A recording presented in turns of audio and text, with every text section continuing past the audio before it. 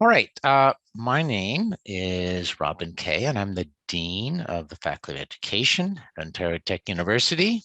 And Stephanie Thompson with the lovely Poppy is our Bachelor of Education Director Extraordinaire. She does an amazing job and takes care of all of our students and faculty. We have a lot of students and faculty, but over 300 students, I guess, more. And could be somewhere in 320. the, yeah, and sometimes reaching 50 to 60 faculty when we start putting in sessionals and things like that. And that's a lot of work, and she does it extremely well. So you're in good hands. I will put the link in the presentation if Stephanie reminds me at the end of the presentation, because people may come in late, and with Zoom, when you put a link in, if you come in afterwards, you don't see the link. So you don't have to take copious notes, and there's also going to be a recording, which we will send out to anybody who signed up for this webinar. One of the greatest assets for you in the program, and you need to do this, is go to our website and take a look at the Bachelor of Education. Number of areas about why you might pick us, the divisions, as in primary, junior, and intermediate, senior, the practicum, the concurrent program for some folks, resources and admissions. It's important that you get a good sense. We want you, I mean, today, really, I want to give you just an idea of what we're about so that you have options and that you can take a good look at us and say, is that a good fit for you? Because that's really important, the fit for you. So with this agenda, I'm going to go over our vision, program overview, our divisions, which is primary and junior up to grade 6 and IS grade 7 to grade 12. Program overview, the courses we offer are practicum, so when you go out to practice, and the admissions process. So our vision, our faculty strives to educate, and I'm emphasizing the words reflective, well-informed, caring. Those are very, very important adjectives that we all sat down and thought about when we created this vision, and socially responsible educational leaders. And part of what's uniquely OntarioTech is making optimal use of new and emerging technologies for learning. It's one of our obviously meaningful use. So why us? Well, I've come up with 10 reasons and thought about it. I'm very passionate about our program. Our instructors are very passionate about it, and so are our students. We're definitely leaders in technology and education. That became really, really apparent over the last 2 years, but we knew that we were. And it's not just to say, hey, we use tech, but how can we integrate technology in a meaningful way that will help enhance education? Because you have a lot of students who grew up with technology and it's not being used in the classroom effectively. We're definitely leaders in online learning, and that's obviously becoming more important, but we have an online semester, semester 3, but we've had that for 5 years. So before or 6, before the pandemic, and we have really good online teachers, and there is a chance that you may have to do that at some point. It's a 16-month program. That's actually quite an asset because you finish a full 4 months, 4 to 5 months before most teacher candidates in the province. And that means you're in the job market earlier. It means you can get your OCT number and approval certificate earlier. And so I think about 3 years ago, we have a career fair, and 80%, 85% of our graduates got hired in some way. And so you can get on that job market much sooner. We have a direct entry into our Master of Education program. Maybe you want to go that direction. It's a number of our students do. And as long as you maintain, it's an A- average, which is pretty much the average of the program, because we have, to get into the program, is about an A- average. It varies, of course. You get direct entry into our master's program. We have a mental health certification that you gain in one of our courses, and that's one of the only programs in Ontario that does that. We have Hearts and Minds Matter training. It's a great way to start the program, focusing on students, not necessarily content and communities, and building rich classroom environments. We have a team faculty approach. And that's really important for foundations, your foundations class, because the actual team of instructors, from 7 to 10 instructors, work together. You stay with your instructor throughout your actual program for most students, and we really work together. And that's why a lot of our faculty stay around. We have a lot of faculty been around for a long time. They like that team approach. We have a really strong practicum model. As I said, where your instructor actually goes with you term 1, term 2, and then term 4. So it's the same person. They get to know you. That's pretty important, actually. We're a smaller program. In total, somewhere about 300 students per year, both first and second year, and combined. A little over that this year. We had a 60% higher intake last year than we had anticipated. There's quite a desire to come into our program, but we provide a high level of care. So there are some programs that are big, not that they're not good programs. The programs in Ontario are really very good. I don't think you could go wrong. It's just we're a smaller program, and if you want that kind of attention and support, we're pretty good at it. And we emphasize equity, diversity, and inclusion. You can see from our land acknowledgement, which is pretty standard in most universities. But and I'll talk a little bit about that in some of our courses and our policies, but we're trying to become far better than we have been in the past. So the divisions, it's not really a good word. It's sort of devices, but that's not really what we mean here. We have a primary junior group, so that's K to 6. And those would be elementary school teachers with strengths in a number of subject areas, including digital literacies, mathematics, science, and technology. That's our specialty, but of course we do English and social sciences and arts as well, because you want you to be a complete primary junior teacher if that's the direction you want to go.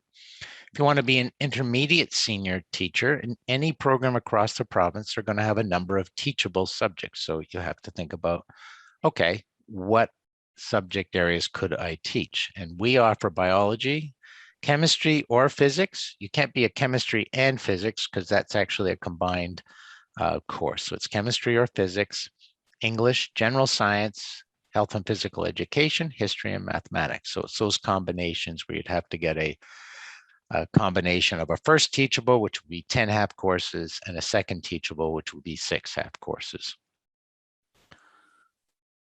Program overview. Okay, so what do you expect in your 6 months? Well, the first term, it's 9 weeks.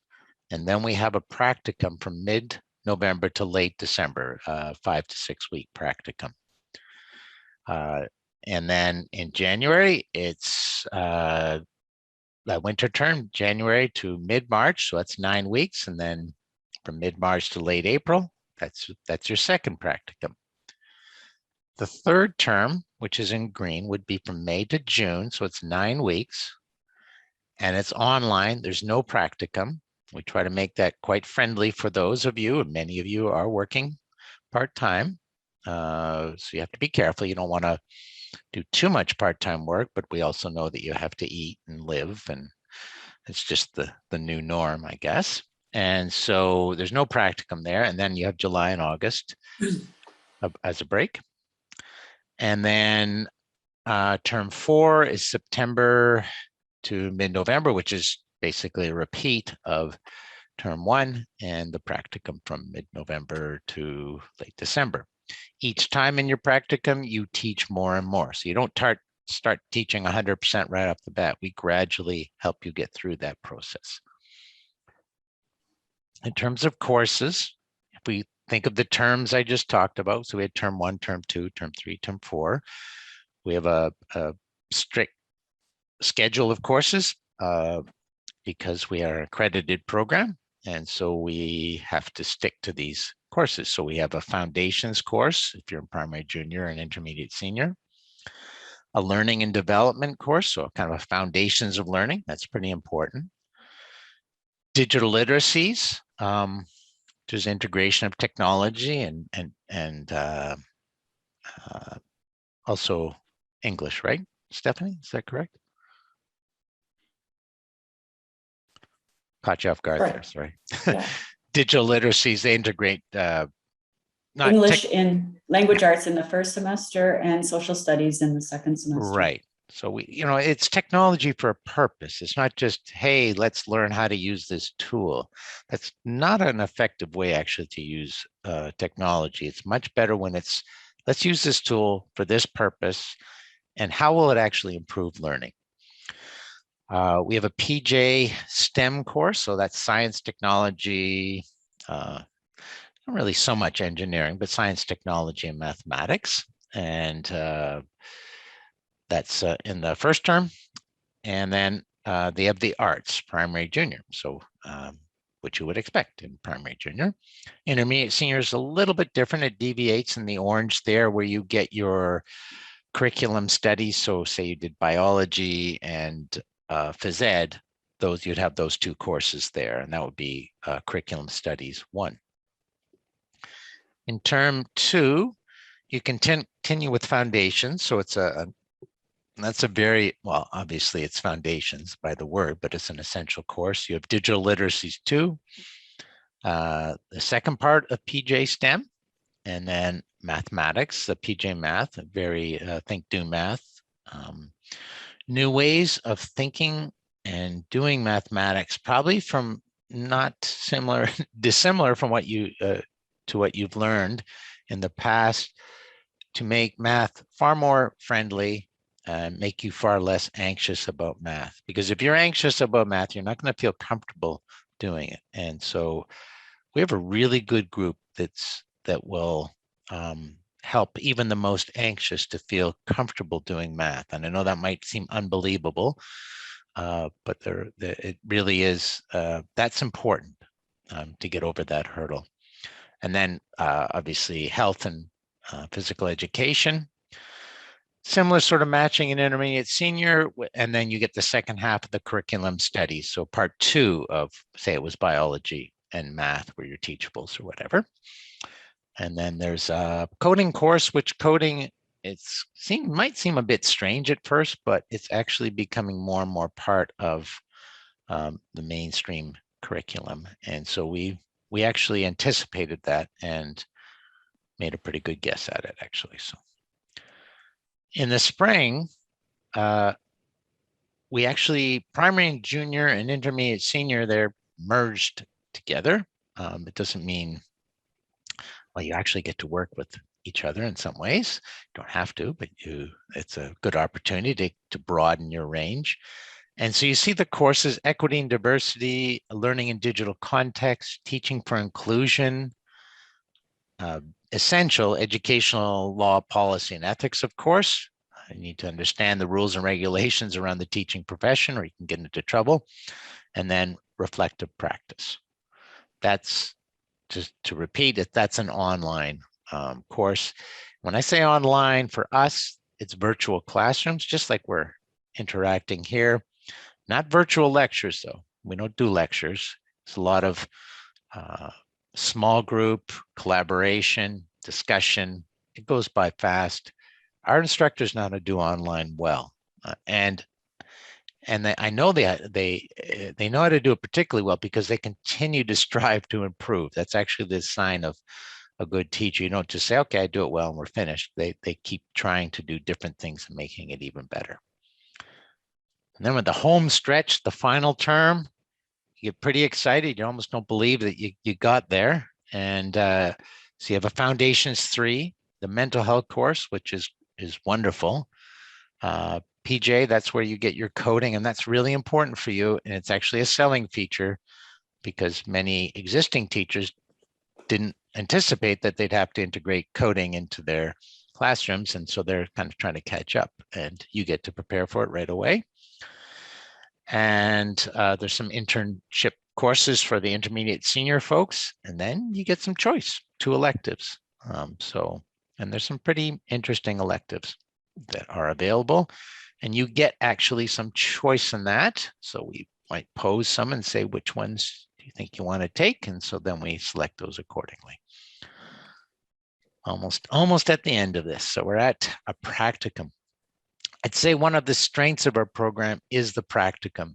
You're going to love doing practicum. You're also going to be very anxious sometimes doing practicum. It's going to be overwhelming, but that's what you're here for, to become a teacher. And we do it well. And we know we do it well because we get a lot of demand for our students and a lot of praise about how well our students are prepared. And it's well-deserved praise. It's a strong practicum team. Our instructors, many of our veterans who don't get paid a lot for these courses, given their positions of 25 and 30 years where they were major administrators or superintendents. They just want to actually help future teachers, and they're good at it. We have a long-term mentorship approach. As I said, it's a team approach that even makes it stronger. I mentioned that our mentors are very experienced, and we have a good reputation in the schools, and we want to keep that reputation. So when you come here, you have that kind of responsibility to do that as well. These are our boards. So this is the only boards that we support in terms of teaching. So if you're in the Ottawa District School Board, you probably wouldn't pick our program, or you come here and move here.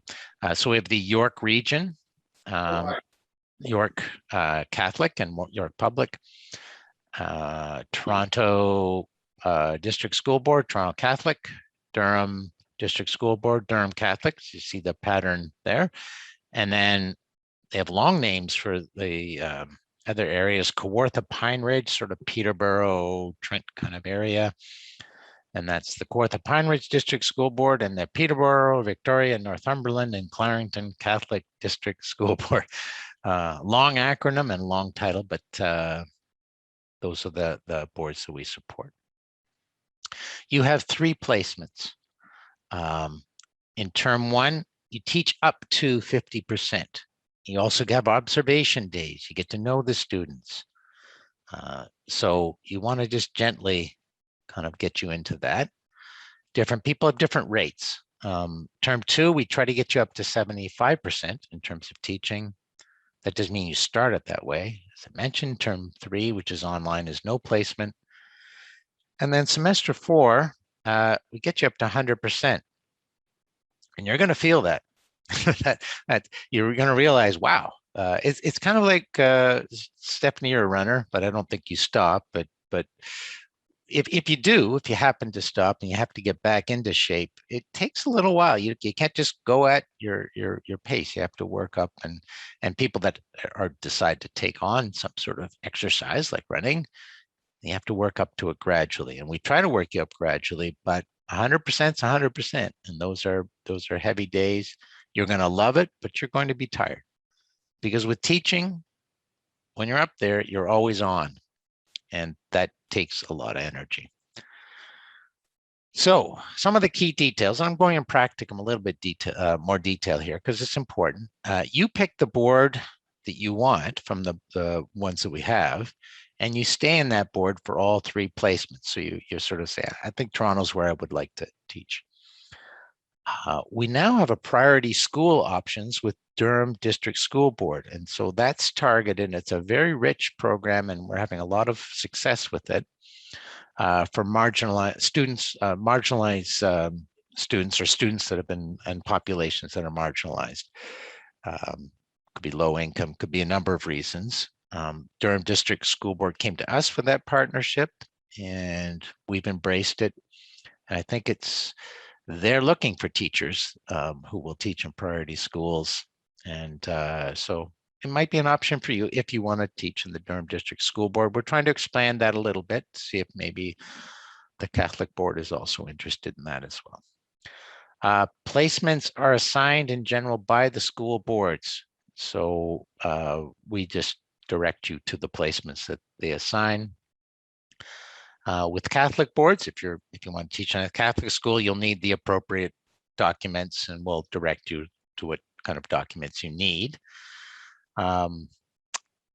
With a PJ placement, so primary and junior, you're going to have 3 different placements: a kindergarten placement, teaching grade 1, 2, or 3, and teaching grades 4, 5, or 6. So you kind of get a sense of what do you like there. IS placements, you're going to have, you have 3 placements, but 2 of them have to be, one of them has to be in a grade 7 to 8, one of them has to be in a secondary school. And you may want to go back to grade 7 and 8, or you may want to do a second one in secondary school.